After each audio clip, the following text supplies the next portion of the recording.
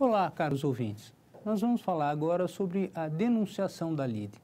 A denunciação da lide é uma das modalidades mais tradicionais de intervenção de terceiros.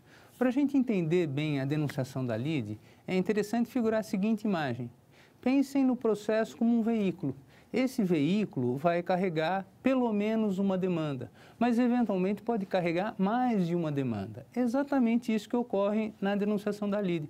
Nós estamos inserindo uma nova demanda de caráter regressivo naquele processo que está em andamento. A denunciação da lide, ela vai ser possível tanto pelo autor quanto pelo réu. Mas vamos entender melhor a denunciação da lide através de um exemplo. Pense na seguinte situação. Imaginem que um indivíduo tenha adquirido um bem. Um indivíduo A tem adquirido um bem de uma pessoa B. Ele está lá, feliz, usufruindo de seu bem, até que ele é surpreendido com uma demanda de C. C reivindica aquele bem, dizendo, eu sempre fui o legítimo titular desse bem. Você, A, comprou mal esse bem não é seu. Se eu não tivesse a figura da denunciação da lide, o que ia acontecer? A ia se defender no processo, o processo ia continuar, até que ia sobrevir uma sentença que ia resolver a relação entre A e C. Então, vamos imaginar que o juiz desse ganho de causa para C. Então, falar, o que o A ia fazer? Depois de terminado aquele processo, ele ia promover uma nova demanda, gerando um outro processo em face de B para pedir indenização pela evicção que ele sofreu. Muito bem, com a denunciação da lide, nós vamos ter um grande ganho em termos de economia processual. O que vai se suceder no caso? A, quando vier a ser demandado por C, ele vai, além de se defender, ele vai comunicar a existência da demanda para B, fazendo com que ele integre a relação processual. Ele vai denunciar a lide a B. E aí o processo vai continuar e as duas relações vão ser resolvidas. Então, na sentença final, o que vai fazer o juiz? Ele vai resolver tanto o problema entre C e A, quanto o problema entre A e B.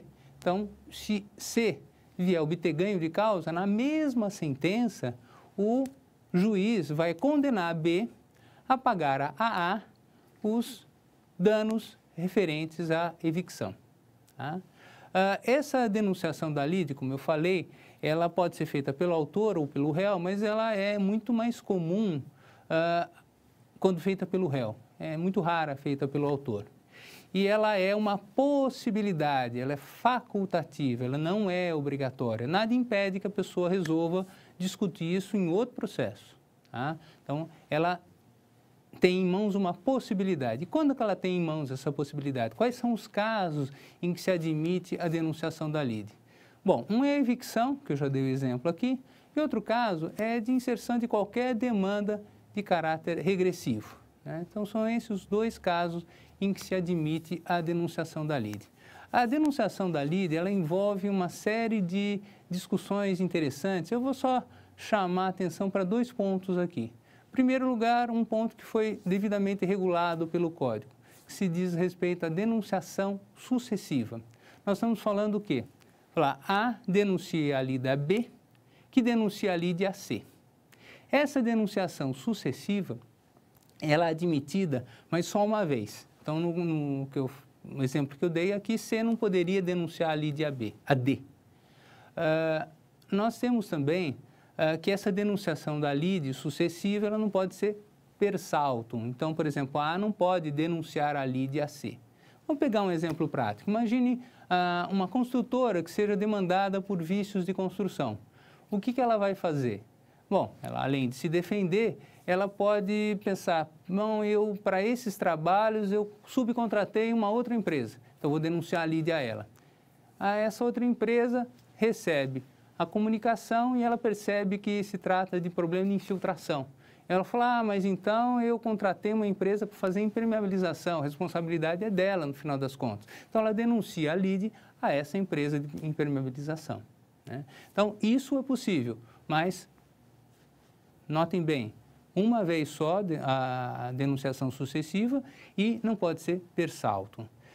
Finalmente, um outro problema, entre vários, é a introdução de um fundamento novo através da denunciação da lide. Isso é possível? O Código não resolveu. Então, imagine a seguinte situação. O Estado é demandado por responsabilidade objetiva. Então, pedindo indenização do Estado. Então, está se discutindo o quê? Responsabilidade objetiva do Estado, nexo causal e não culpa.